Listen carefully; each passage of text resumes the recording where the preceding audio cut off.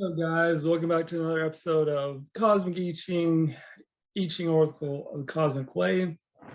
And the proper translation of the I Ching is the Book of Transformation. And I have to say, as I read through these hexagrams myself, I do feel that I myself am going through a bit of a transformation. That's the impact this book has on you. And, you can use it in your life as well. Toss a few hexagrams and see what comes up. Can't hurt anything. Here we go. Hexagram 21, biting through, which is fire over thunder. Very, very powerful energy right here. The judgment, biting through, has success and is favorable to exercise judgment. The term biting through is here defined by the sage as decisively ridding oneself of slanders put on the cosmos in its way by the collective ego. A person often receives this hexagram when he's accepted an idea or belief as true simply because someone else has said so, or because it has been carried down by tradition. If he wants to know the cosmic truth, and here we go, of any presumption or statement, he can ask the sage through consulting the I Ching and using the RTCM to be sure he has interpreted the answer correctly. Do you know what that is saying right here? This is revolutionary, okay? This is world changing, this statement right here.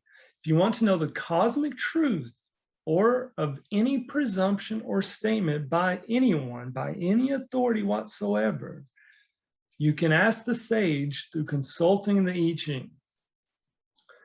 That is incredible. Give it a shot.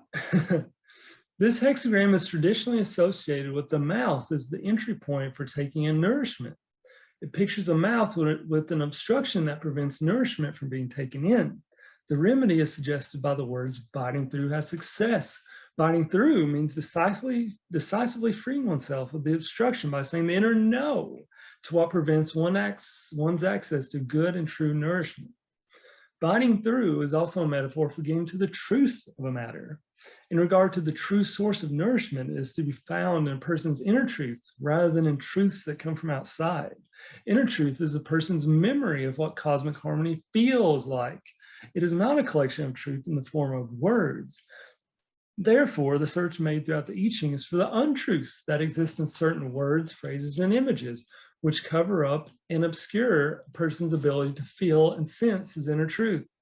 This ability to feel is revealed through the text of the I Ching and its capacity to reflect the cosmic language. The I Ching shows how words can express meanings that coincide with the cosmic consciousness. Receiving this hexagram counsels a person to seek out, with the help of the sage and the RTCM, something he has learned or been told that is false, because it is blocking his ability to take in the vital nourishment the sage offers him in the form of cosmic truth. It may be that his attention is being called to false assumptions about the origin of evil. They include the idea that a person who does evil has an evil nature. The sage informs us that evil is not in a person's nature, but is always the result of mistaken beliefs he's adopted from the collective ego about his nature and the nature of the cosmos. A person may also receive this hexagram because he is questioning whether the sage's teachings are true or whether his established beliefs are true. In either case, he may be looking for clear rules and instructions that he can follow because he believes that those who follow the rules in good form are the good people in the world, and those who do not are evildoers. The collective ego defines good and evil in terms of what benefits or harms its ordering and control of society and nature. It expresses its rules in laws and commandments that contains the words must and must not. Evil is seen as coming from humans' animal nature, which is blamed as the origin of greed, avarice, hatred, and sensuality. The must nots aim at controlling his animal nature, while the commandments, the musts aim at controlling his social behavior. The sage speaks of good as all that inheres in a person's true nature, and of evil as coming from words, phrases, and images that demonize and distort it. The sage also sees good in terms of what benefits the natural order of society and nature as a whole. Evil in the cosmic view is the result of humans elevating themselves as special over all other aspects of the cosmic whole and of demonizing their animal nature and nature itself. Doing so violates the cosmic principles of the equality and dignity of all aspects of the cosmic whole. The words biting through means saying the inner no to the mistaken beliefs of the collective ego. The sage and the helpers in the cosmos bite through the controlling ego in us by a firm and decisive retreat that amounts to a cosmic inner no. The cosmos responds to our true selves with love and affirmation, but leaves us to our own devices when we allow the ego in us to control. The departure of the sage and the helpers leaves us with feelings of loneliness and abandonment that make us reflect on the mistaken ideas we've empowered. These feelings indeed are what bring many to consult the oracle in the first place. In the text that was superimposed upon the original I Ching, this feeling of abandonment was called cosmic punishment. However, this is a misnomer. The cosmos does not actively punish. When a person is led to the devices of the ego in himself, the suffering he experiences is from the harmful results of its activity. The sage and the helpers return when the person has returned to sincerity and humility and has called on them for their help. It is favorable to exercise judgment, counsels a person to consciously affirm his inner feeling of disharmony by saying the inner no to that which is causing it, or to add his assent as a conscious inner yes to that which is harmonious. By exercising judgment in this way, he aligns himself with the cosmic way. To do this, however, he may need to free his common sense from any slanders that are imprisoning it. His common sense is his natural inner judge of what feels harmonious and what feels discordant. It is imprisoned when his inner senses are constantly overruled by his intellect, with its fixed definitions of good and evil. He can free his common sense if he will change his focus from what he should think to what he is perceiving through his senses. When he does not listen to his senses, especially his inner senses, they become inaudible. Always, after saying the inner no, it is important to detach and turn the matter over to the cosmos.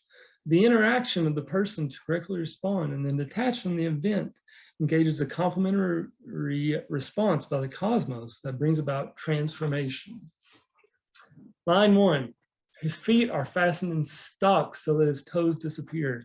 No blame.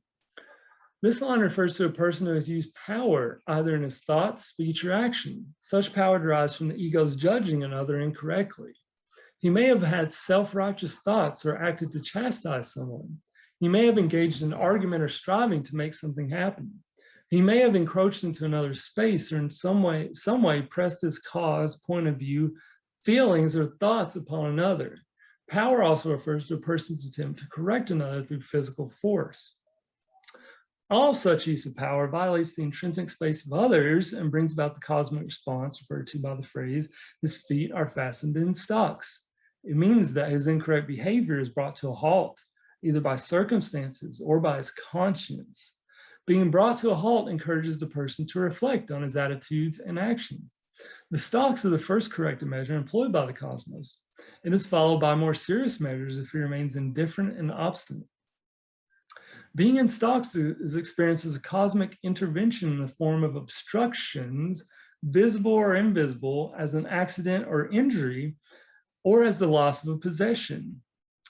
No blame refers to the person's belief that he was in the right to use power because he holds the human-centered view of the universe. He may even believe it is his duty to do so. Sometimes this line is given to a person to warn him that if he continues using power, he will create a fate. The line can also inform a person that it is his cosmic duty to say the inner no to another who is using power.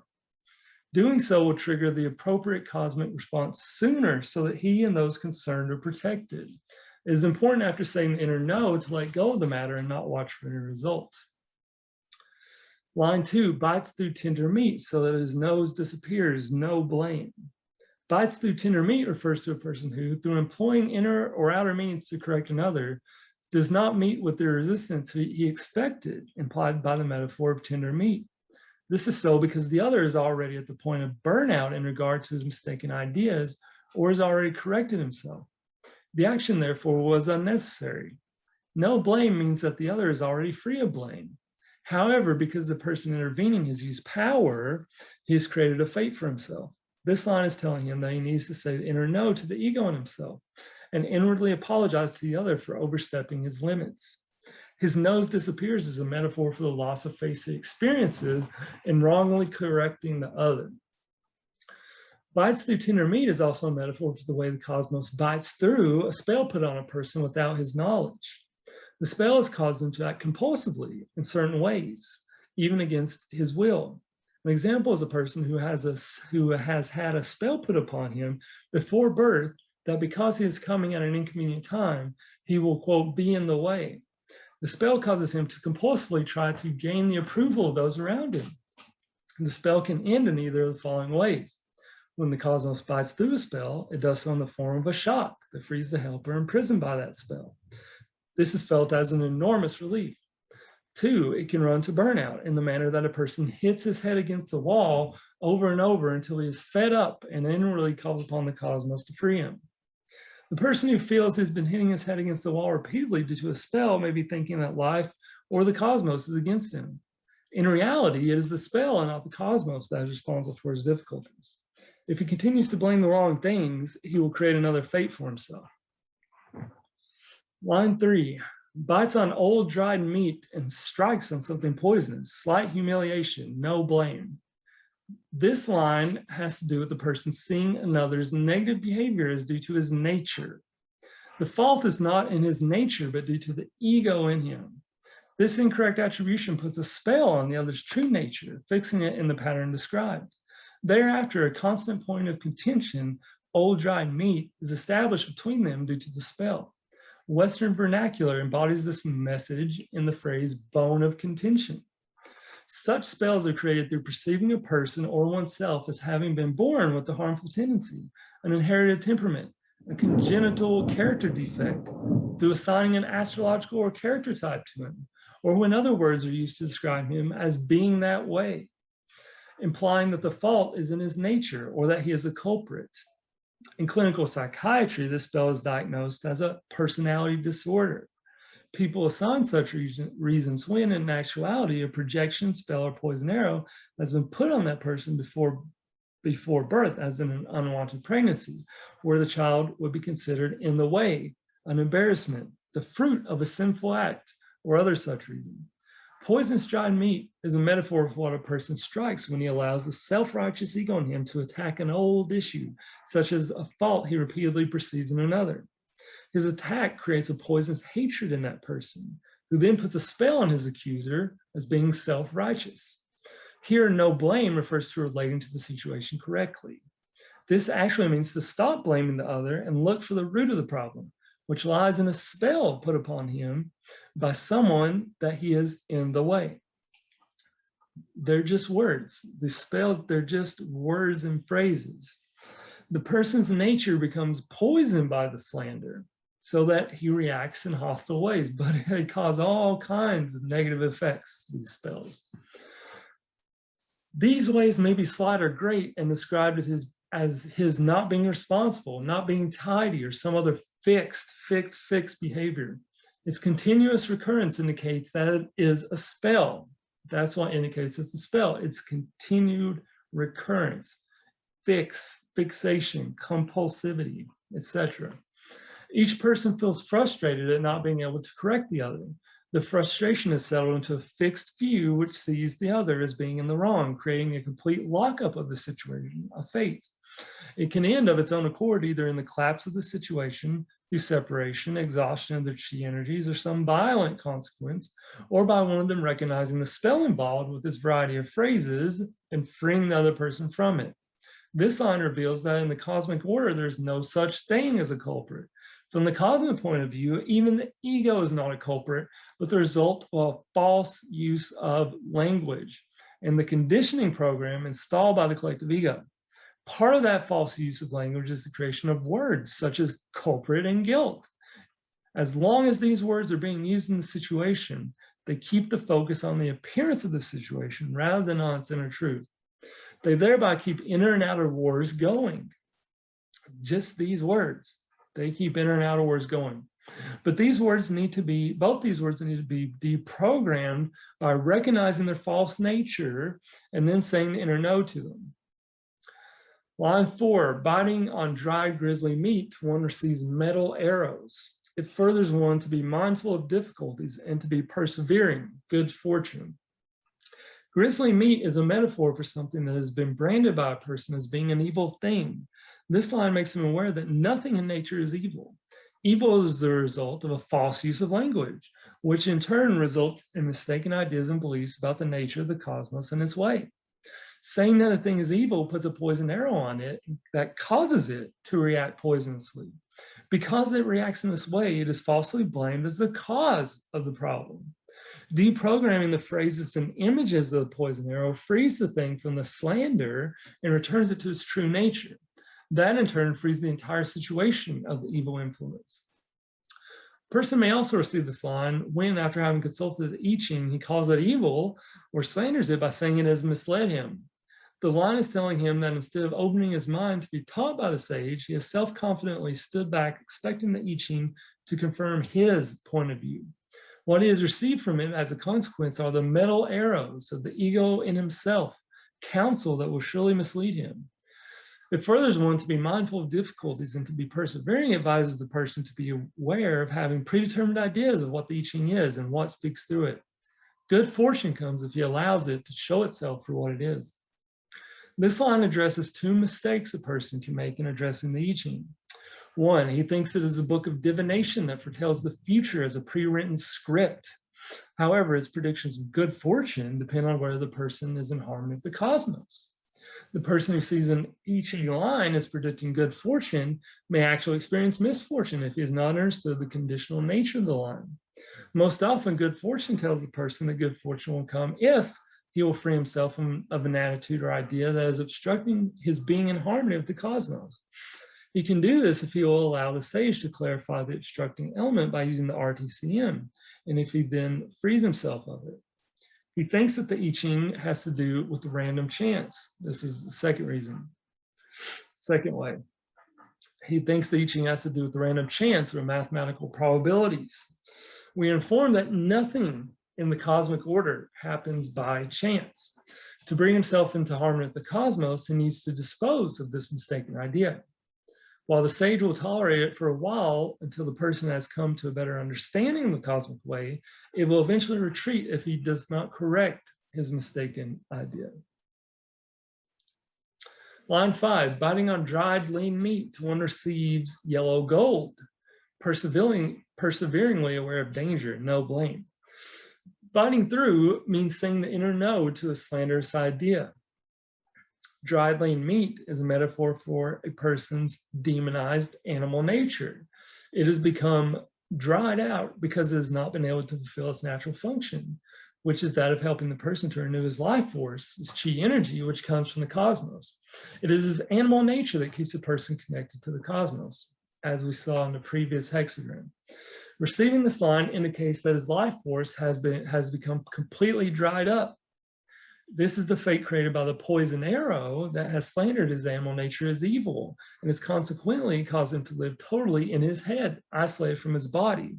The isolation in the body may be figurative or literal. The line informs the person that this fate has run its course and has ended. One of the purposes of fate is to restore a person to his senses, which are part of his animal nature, and in their totality make up his common sense. To fully free his common sense, the person needs to bite through the slanderous idea that his animal nature is the source of evil. When a person frees himself from that poison arrow, he has done the first step to free himself from his inferiority complex. Perseveringly aware of danger is counseled to be aware that more inner effort is necessary to deconstruct the whole complex.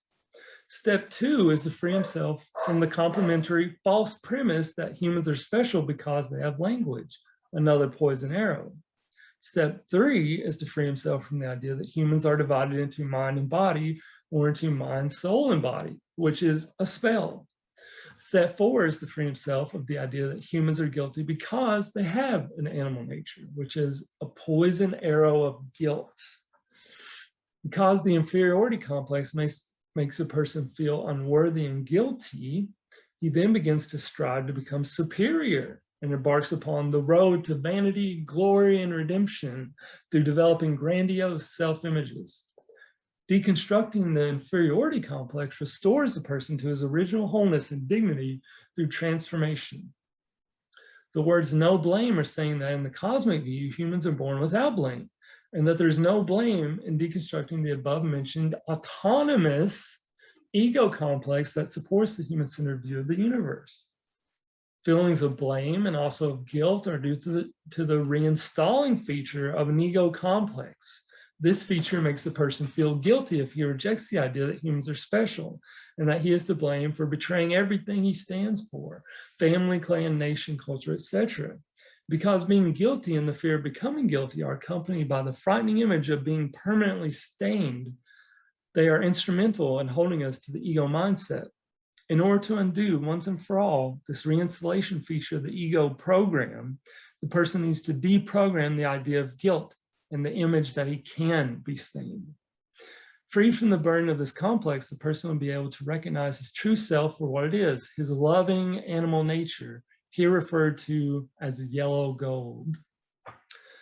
Line 6, his neck is fastened in a wooden cane so that his ears disappear, misfortune. The wooden cane is a metaphor for a particular helper that has been invoked by a person saying the inner no to another's ego behavior. This helper forces the other person to look within and to make him aware that something is acting out in him that is incorrect. While the king is in effect, he is prevented from continuing his negative behavior and from causing further damage to others.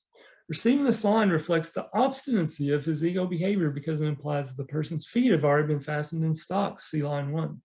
If a person receives this line in regard to another, it tells him he need not fear further outbursts by that person. This line can also indicate that the king has been applied to hold a particular demonic element in a person's psyche in check, to prevent it from causing further damage. This demonic element is self-blame. When a person becomes totally consumed with blaming himself, he is unable to hear the inner truth of the matter. The king helps to free him from the ego's harassing voices of self-blame so that he can hear his common sense. He then needs to say the inner no to the ego and to ask for help to be freed of the phrases it employs, such as I should have and I should not have, or it's my fault. The word misfortune warns him to not allow the ego to continue its indulgence in self-blame, as this creates a self-destructive vortex. A person can also receive this line when he's experiencing a fate, misfortune. It informs him that the fate is a cosmic response to his having separated from the cosmic whole due to his use of power. The king refers to the unpleasant feeling that pulls him back from his wrong actions. As such, it is cosmic love in disguise and not a punishment. When the person recognizes the evil consequences of his actions and rids himself of the mistaken ideas supporting them, his fate can be extinguished and he can be reunited with the cosmos. The king can also be a metaphor that points to the mistaken idea that his duty requires him to take on a difficult or impossible burden. He may have an illness that he believes he must endure, or he may believe it is the burden in life to rescue and save others. He may be relieved of the burden if he asks the sage through the RTCM which helpers he needs to take it away. To accept suffering slanders the gift of life. Mistaken ideas of duty come from the collective ego and act as a spell on the person who accepts them. Phrases that make up such spells are, you must accept your fate, and your duty is to be selfless and caring for others. Such ideas only create inner anger and conflict and lead the person to blame his miseries on what he has taken care of, or on life, or on the cosmos. He also needs to say the inner no to any feeling of guilt for rejecting the false demands. I love here in line 5, it talked about the, quote, autonomous ego complex, which is quite literally in control of so many people's lives. That's what's really going on here. And, you know, I believe the methods and knowledge laid out in this book can help us to go away from that. As Hexagram 23 points out, which will be coming up too soon, splitting apart, which has two meanings. One is splitting apart in the way that the ego is instilled in a person, such as by splitting a person into mind, body, and spirit, and also the cosmic meaning, which is splitting apart from the ego to return to the cosmic way. All right, guys, thank you so much for watching, and I hope you enjoyed it. Don't forget to like and subscribe. I'll see you again in the next one.